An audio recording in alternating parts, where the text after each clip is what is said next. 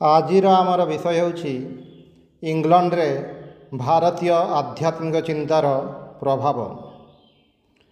1898 ମସିହା ମାର୍ଚ୍ଚ 11 ତାରିଖରେ ସ୍ୱାମୀ ବିବେକାନନ୍ଦଙ୍କ ଶିଷ୍ୟା ସିଷ୍ଟର ନିବେଦିତା କଲିକତାର ଷ୍ଟାର ଥିଏଟରରେ ଇଂଲଣ୍ଡରେ ଭାରତୀୟ ଆଧ୍ୟାତ୍ମିକ ଚିନ୍ତାର ପ୍ରଭାବ ସମ୍ବନ୍ଧରେ ଏକ ବକ୍ତୃତା ଦେଇଥିଲେ। ସ୍ୱାମୀଜୀ ସଭାପତି ହୋଇଥିଲେ। ସେ ପ୍ରଥମେ ଉଠି ସିଷ୍ଟରଙ୍କୁ ସର୍ବସାଧାରଣଙ୍କ ନିକଟରେ ପରିଚୟ କରାଇ ଦେବା ପାଇଁ ନିମ୍ନଲିଖିତ କଥା କହିଥିଲେ। ସ୍ୱାମୀ ବିବେକାନନ୍ଦ କହୁଛନ୍ତି, ସମ୍ଭ୍ରାନ୍ତ ମହିଳା ଓ ଭଦ୍ର ମହୋଦୟଗଣ, ମୁଁ ଯେତେବେଳେ ଏସିଆର ପୂର୍ବ ଭାଗରେ ଭ୍ରମଣ କରୁଥିଲି, ଗୋଟିଏ ବିଷୟ ପ୍ରତି ମୋର ଦୃଷ୍ଟି ବିଶେଷ ଭାବରେ ଆକୃଷ୍ଟ ହୋଇଥିଲା। ମୁଁ ଦେଖିଥିଲି ସେହି ସମସ୍ତ ସ୍ଥାନରେ ଭାରତୀୟ ଆଧ୍ୟାତ୍ମିକ ଚିନ୍ତା ବିଶେଷ ଭାବରେ ପ୍ରବେଶ କରିଛି।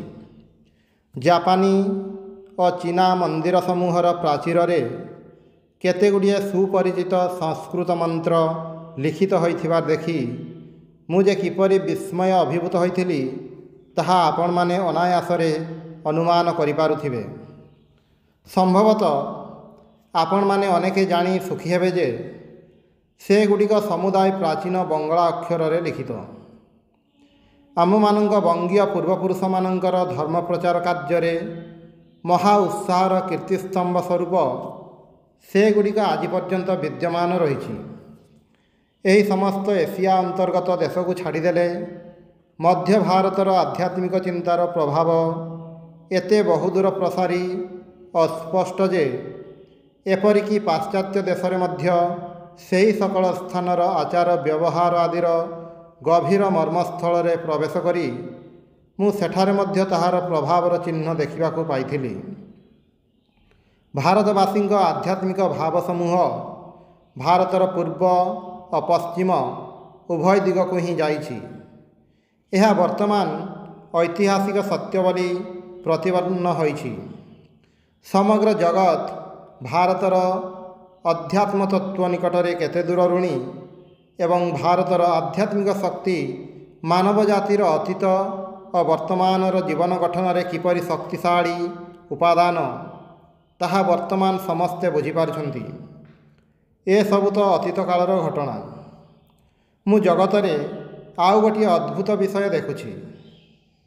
ତାହା ଏହି ଯେ ସେହି ଆଶ୍ଚର୍ଯ୍ୟ ଆଙ୍ଗ୍ଲୋ ସାକ୍ସନ ଜାତି ସାମାଜିକ ଉନ୍ନତି ଏବଂ ସଭ୍ୟତା ଓ ମନୁଷ୍ୟତ୍ୱ ବିକାଶ ରୂପକ ଅତି ଅଦ୍ଭୁତ ଶକ୍ତି ବିକାଶ କରିଛି।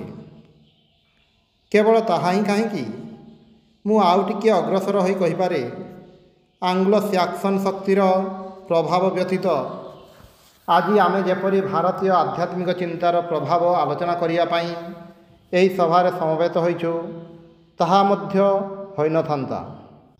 ପୁଣି ପାଶ୍ଚାତ୍ୟ ଦେଶରୁ ପ୍ରାଚ୍ୟକୁ ଆମ ସ୍ୱଦେଶକୁ ଫେରିଆସି ଆମେ ଦେଖୁ ସେହି ଆଙ୍ଗ୍ଲୋ ସାକ୍ସନ ଶକ୍ତି ତାହାର ସମସ୍ତ ଦୋଷ ସତ୍ତ୍ୱେ ତାହାର ବିଶିଷ୍ଟ ସୁନିର୍ଦ୍ଦିଷ୍ଟ ଗୁଣଗୁଡ଼ିକୁ ଧରି ଏଠାରେ କାର୍ଯ୍ୟ କରୁଛି।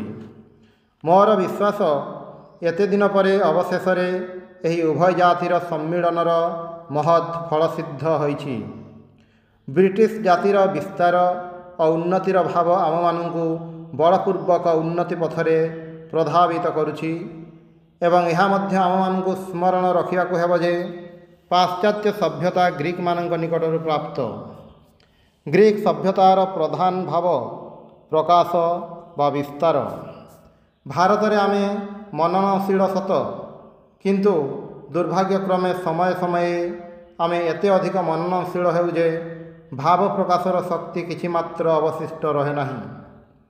କ୍ରମେ ଏହା ହିଁ ହେଲା ଯେ ଜଗତ ସମକ୍ଷରେ ଆମମାନଙ୍କର ଭାବ ବ୍ୟକ୍ତ କରିବାର ଶକ୍ତି ଆଉ ପ୍ରକାଶିତ ହେଲା ନାହିଁ। ଏବଂ ତାହାର ଫଳ କ'ଣ ହେଲା? ଫଳ ଏହା ହେଲା ଯେ ଆମମାନଙ୍କର ଯାହା କିଛି ଥିଲା ସବୁ ଗୁପ୍ତ ରଖିବା ପାଇଁ ଚେଷ୍ଟା କରିବାକୁ ଲାଗିଲୁ।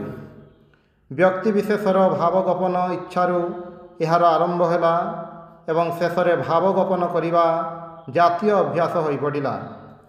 ବର୍ତ୍ତମାନ ଆମମାନଙ୍କର ଭାବ ପ୍ରକାଶର ଶକ୍ତି ଏତେ ଅଭାବ ହୋଇଛି ଯେ ବର୍ତ୍ତମାନ ଆମେ ମୃତ ଜାତି ବୋଲି ବିବେଚିତ ହେଉ। ଭାବ ପ୍ରକାଶ ବ୍ୟତୀତ ଆମମାନଙ୍କର ବଞ୍ଚିବାର ସମ୍ଭାବନା କେଉଁଠାରେ? ପାଶ୍ଚାତ୍ୟ ସଭ୍ୟତାର ମେରୁଦଣ୍ଡ, ବିସ୍ତାର ଓ ଭାବ ଅଭିବ୍ୟକ୍ତି। ଭାରତରେ ଆଙ୍ଗ୍ଲୋ ସାକ୍ସନ୍ ଜାତିର କାର୍ଯ୍ୟ ସମୂହ ମଧ୍ୟରେ ଏହି ଯେଉଁ କାର୍ଯ୍ୟ ପ୍ରତି ମୁଁ ଆପଣମାନଙ୍କର ଦୃଷ୍ଟି ଆକର୍ଷଣ କଲି, ତାହା ଆମ ଜାତିକୁ ଉଦ୍ରେକ କରି ପୁଣି ତାହାକୁ ନିଜର ଭାବ ପ୍ରକାଶ ପାଇଁ ପ୍ରବର୍ତ୍ତିତ କରିବ। ବର୍ତ୍ତମାନ ସେହି ପ୍ରବଳ ଆଙ୍ଗ୍ଲୋ ସାକ୍ସନ୍ ଜାତି ଉଦ୍ଭାବିତ ତଥ୍ୟାଦି ଭାବ ବିନିମୟ ଉପଯୋଗୀ ଉପାୟ ସକଳର ସହାୟତା ନେଇ ଭାରତକୁ ଜଗତ ସମକ୍ଷରେ ନିଜର ଗୁପ୍ତରତ୍ନରାଜି ବାହାର କରିଦେବା ପାଇଁ ଉତ୍ସାହିତ କରୁଛି। ଆଙ୍ଗ୍ଲୋ ସାକ୍ସନ୍ ଜାତି ଭାରତର ଭାବି ଉନ୍ନତିର ପଥ ଖୋଲିଦେଇଛି। ଆମମାନଙ୍କ ପୂର୍ବପୁରୁଷଗଣଙ୍କ ଭାବସମୂହ ବର୍ତ୍ତମାନ ଧୀରେ ଧୀରେ ବହୁ ସ୍ଥାନରେ ଯେପରି ପ୍ରଭାବ ବିସ୍ତାର କରୁଛି, ତାହା ବାସ୍ତବିକ ବିସ୍ମୟକର। ଯେତେବେଳେ ଆମମାନଙ୍କ ପୂର୍ବପୁରୁଷଗଣ ପ୍ରଥମେ ସେମାନଙ୍କର ସତ୍ୟ ଓ ମୁକ୍ତିର ମଙ୍ଗଳମୟୀ ବାର୍ତ୍ତା ଘୋଷଣା କରିଥିଲେ, ସେତେବେଳେ ସେମାନଙ୍କର କେତେ ସୁବିଧା ଥିଲା। ମହାନ ବୁଦ୍ଧ କିପରି ସାର୍ବଜନୀନ ଭ୍ରାତୃଭାବ ରୂପକ ଅତି ଉଚ୍ଚ ମତବାଦ ପ୍ରଚାର କରିଥିଲେ, ସେତେବେଳେ ମଧ୍ୟ ଏଠାରେ ଯେଉଁ ଭାରତକୁ ଆମେ ଆନ୍ତରିକ ଭଲ ପାଇଥାଉ, ସେହି ଭାରତରେ ପ୍ରକୃତ ଆନନ୍ଦ ଲାଭ କରିବା ପାଇଁ ଯଥେଷ୍ଟ ସୁବିଧା ଥିଲା ଏବଂ ଆମେ ସହଜରେ ଜଗତର ଏକ ପ୍ରାନ୍ତରୁ ଅପର ପ୍ରାନ୍ତ ପର୍ଯ୍ୟନ୍ତ ଆମମାନଙ୍କର ଭାବ ପ୍ରଚାର କରିପାରୁଥିଲୁ।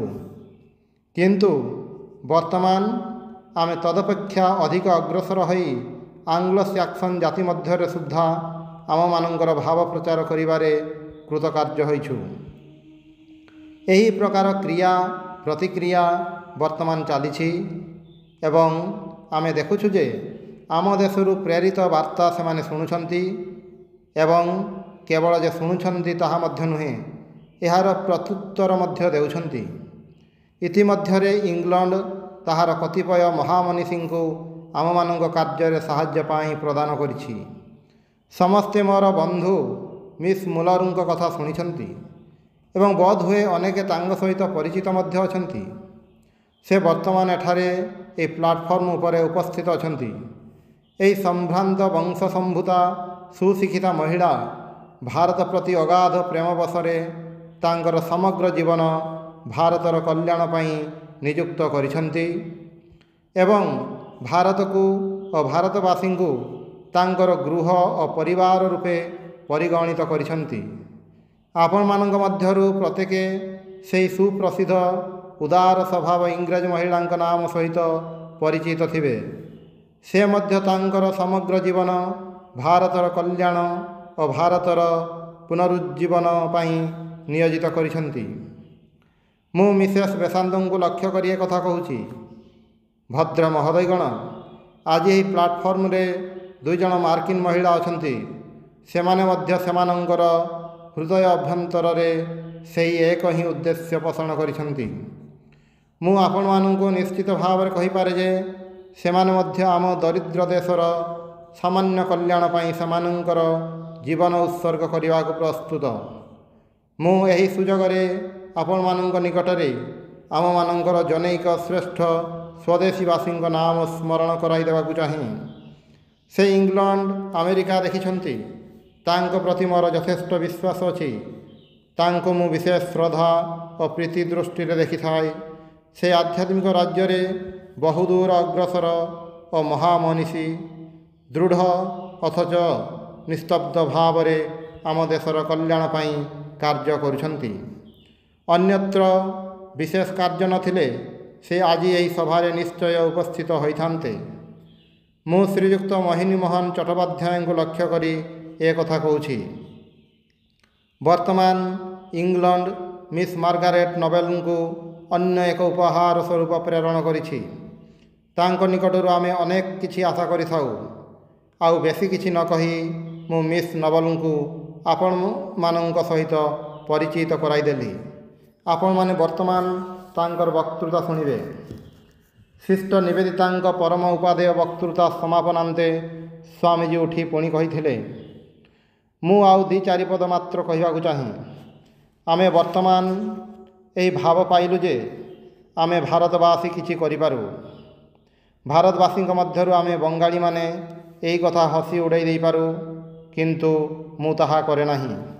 ତୁମମାନଙ୍କ ମଧ୍ୟରେ ଗୋଟାଏ ଅଦମ୍ୟ ଉତ୍ସାହ ଅଦମ୍ୟ ଚେଷ୍ଟା ଜାଗ୍ରତ କରିଦେବା ହିଁ ମୋର ଜୀବନର ବ୍ରତ।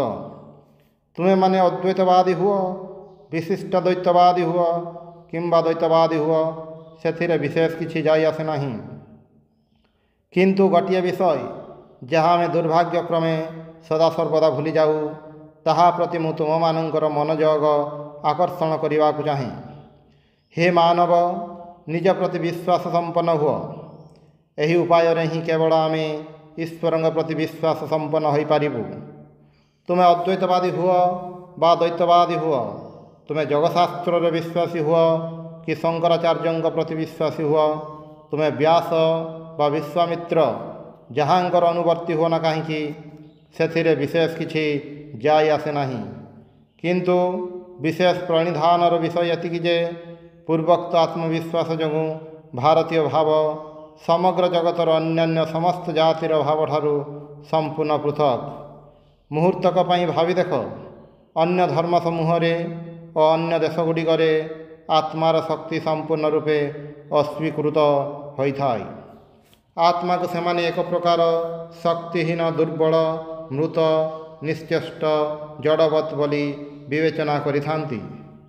ଆମେ କିନ୍ତୁ ଭାରତରେ ଆତ୍ମାକୁ ଅନନ୍ତ ବୋଲି ମନେ କରୁ ଏବଂ ଆମମାନଙ୍କର ଧାରଣା ଏହା ଅନନ୍ତକାଳ ଧରି ପୂର୍ଣ୍ଣ ରହିଥିବ। ଆମମାନଙ୍କୁ ସର୍ବଦା ଉପନିଷଦର ଉପଦେଶାବଳୀ ସ୍ମରଣ ରଖିବାକୁ ହେବ। ତୁମମାନଙ୍କ ଜୀବନର ମହାନ ବ୍ରତ ସ୍ମରଣ କର।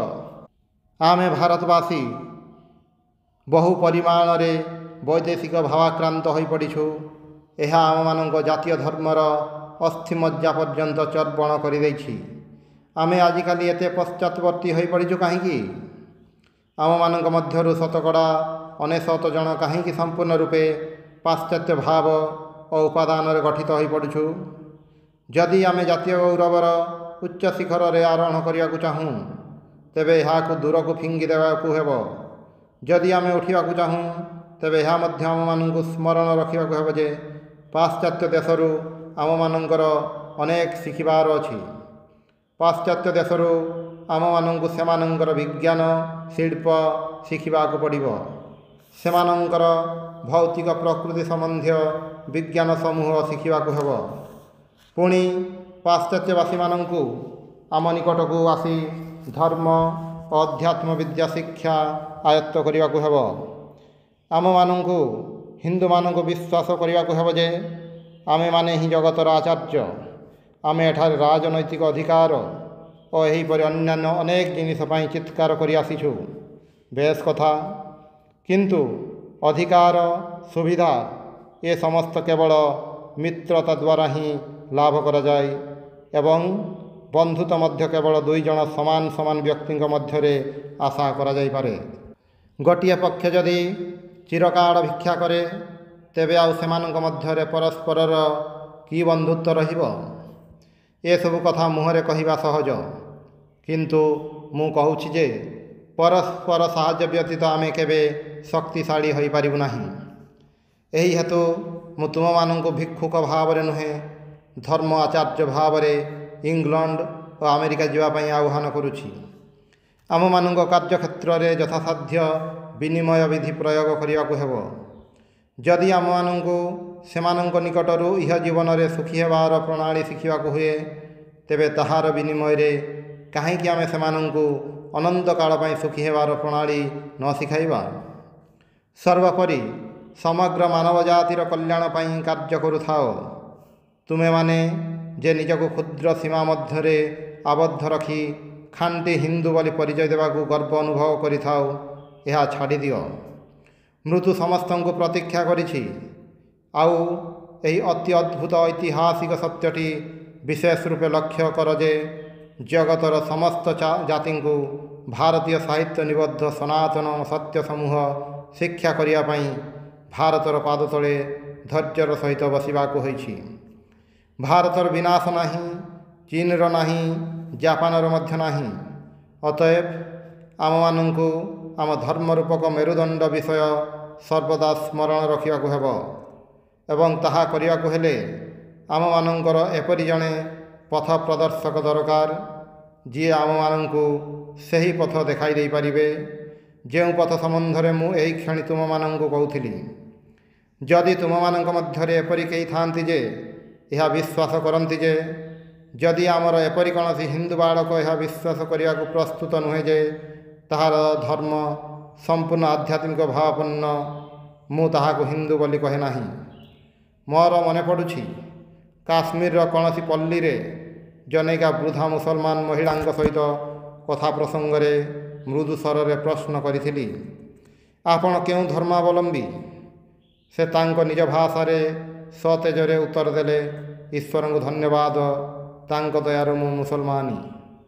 ତାପରେ ଜଣେ ହିନ୍ଦୁଙ୍କୁ ମଧ୍ୟ ସେହି ପ୍ରଶ୍ନ କରିବାରେ ସେ ସାଦାସିଧା ମୁଁ ହିନ୍ଦୁ ଏତିକି ମାତ୍ର କହିଲେ। କଠ ଉପନିଷଦର ସେହି ମହାବାକ୍ୟ ମନେ ପଡ଼ୁଛି, ଶ୍ରଦ୍ଧା ବା ଅଦ୍ଭୁତ ବିଶ୍ୱାସ। ନଚିକେତା ଜୀବନରୁ ଶ୍ରଦ୍ଧାର ଏକ ସୁନ୍ଦର ଦୃଷ୍ଟାନ୍ତ ମିଳେ। ଏହି ଶ୍ରଦ୍ଧା ବା ଯଥାର୍ଥ ବିଶ୍ୱାସ ତତ୍ତ୍ୱ ପ୍ରଚାର କରିବା ହିଁ ମୋର ଜୀବନ ବ୍ରତ। ମୁଁ ତୁମମାନଙ୍କୁ ପୁଣି କହୁଛି ଯେ ଏହି ବିଶ୍ୱାସ ସମସ୍ତ ମାନବ ଜାତିର ଜୀବନର ଏବଂ ସମସ୍ତ ଧର୍ମର ଗୋଟିଏ ପ୍ରଧାନ ଅଙ୍ଗ। ପ୍ରଥମତଃ ନିଜ ପ୍ରତି ବିଶ୍ୱାସ ସମ୍ପନ୍ନ ହୁଅ। ଜାଣ ଯେ ଜଣେ କ୍ଷୁଦ୍ର ବୁଦ୍ବୁଦ୍ ପରି ବିବେଚିତ ହୋଇପାରେ ଏବଂ ଅନ୍ୟ ଜଣେ ପର୍ବତ ତୁଲ୍ୟ ବୃହତ୍ ତରଙ୍ଗ ହୋଇପାରେ, କିନ୍ତୁ ସେହି ବୁଦ୍ବୁଦ୍ ଓ ପର୍ବତ ଉଭୟର ପଶ୍ଚାତରେ ଅନନ୍ତ ସମୁଦ୍ର ରହିଛି। ଅତଏବ ସମସ୍ତଙ୍କର ଆଶା ଅଛି, ସମସ୍ତଙ୍କ ପାଇଁ ମୁକ୍ତିର ଦ୍ୱାର ଉନ୍ମୁକ୍ତ। ସମସ୍ତେ ଶୀଘ୍ର ବା ବିଳମ୍ବରେ ମାୟାର ବନ୍ଧନରୁ ମୁକ୍ତ ହେବେ। ଏହା ହିଁ ଆମମାନଙ୍କର ପ୍ରଥମ କର୍ତ୍ତବ୍ୟ। ଅନନ୍ତ ଆଶାରୁ ଅନନ୍ତ ଆକାଂକ୍ଷା ଓ ଚେଷ୍ଟାର ଉତ୍ପତ୍ତି ହୋଇଥାଏ। ଯଦି ସେହି ବିଶ୍ୱାସ ଆମମାନଙ୍କ ଭିତରେ ଆବିର୍ଭୂତ ହୁଏ, ତେବେ ତାହା ଆମମାନଙ୍କ ଜାତୀୟ ଜୀବନରେ ବ୍ୟାସ ଓ ଅର୍ଜୁନଙ୍କ ଯୁଗ ଆଣିବ। ଯେଉଁ ସମୟରେ ସମଗ୍ର ମାନବ ଜାତି ପାଇଁ ଆମମାନଙ୍କର କଲ୍ୟାଣକର ମତବାଦ ସମୂହ ପ୍ରଚାରିତ ହୋଇଥିଲା। ଆଜିକାଲି ଆମେ ଅନ୍ତର୍ଦୃଷ୍ଟି ଓ ଆଧ୍ୟାତ୍ମିକ ଚିନ୍ତାରେ ଅନେକ ପଛରେ ପଡ଼ିଛୁ, କିନ୍ତୁ ଏବେ ମଧ୍ୟ ଭାରତରେ ଯଥେଷ୍ଟ ଆଧ୍ୟାତ୍ମିକତା ବିଦ୍ୟମାନ। ଏତେ ଅଧିକ ବିଦ୍ୟମାନ ଯେ ଭାରତର ଆଧ୍ୟାତ୍ମିକ ମହତ୍ତ୍ୱ ହିଁ ଭାରତକୁ ବର୍ତ୍ତମାନ ଜଗତର ଜାତି ସମୂହ ମଧ୍ୟରେ ଶ୍ରେଷ୍ଠ ଜାତି କରିଛି। ଯଦି ପରମ୍ପରାଗତ ଜାତି ଧର୍ମ ଓ ଲୋକଙ୍କ ଆଶା ଉପରେ ବିଶ୍ୱାସ ସ୍ଥାପନ କରାଯାଇପାରେ, ତେବେ ସେହି ଗୌରବମୟ ଦିନ ଆମର ପୁଣି ଫେରିଆସିବ ଏବଂ ଏହା ତୁମମାନଙ୍କ ଉପରେ ହିଁ ନିର୍ଭର କରୁଛି। ହେ ବଙ୍ଗୀୟ ଯୁବକଗଣ, ତୁମେମାନେ ଧନୀ ଓ ବଡ଼ ଲୋକଙ୍କ ମୁହଁକୁ ଚାହିଁ ରହ ନାହିଁ। ଦରିଦ୍ରମାନେ ହିଁ ଜଗତରେ ଚିରକାଳ ମହତ୍ ଓ ବିରାଟ କାର୍ଯ୍ୟ ସମୂହ ସାଧନ କରିଛନ୍ତି। ହେ ଦରିଦ୍ର ବଙ୍ଗବାସୀଗଣ, ଉଠ, ତୁମେମାନେ ସବୁ କରିପାରିବ। ତୁମମାନଙ୍କୁ ସବୁ କରିବାକୁ ହିଁ ପଡ଼ିବ। ଯଦିଓ ତୁମେମାନେ ଦରିଦ୍ର, ତଥାପି ଅନେକ ତୁମମାନଙ୍କ ଦୃଷ୍ଟାନ୍ତ ଅନୁସରଣ କରିବେ। ଦୃଢ଼ଚିତ୍ତ ହୁଅ, ସର୍ବୋପରି ପବିତ୍ର ଓ ସମ୍ପୂର୍ଣ୍ଣ ଅକପଟ ହୁଅ। ବିଶ୍ୱାସ କର ଯେ ତୁମମାନଙ୍କର ଭବିଷ୍ୟତ ଅତି ଗୌରବମୟ। ହେ ବଙ୍ଗୀୟ ଯୁବକଗଣ, ତୁମମାନଙ୍କ ଦ୍ୱାରା ହିଁ ଭାରତର ଉଦ୍ଧାର ସାଧିତ ହେବ।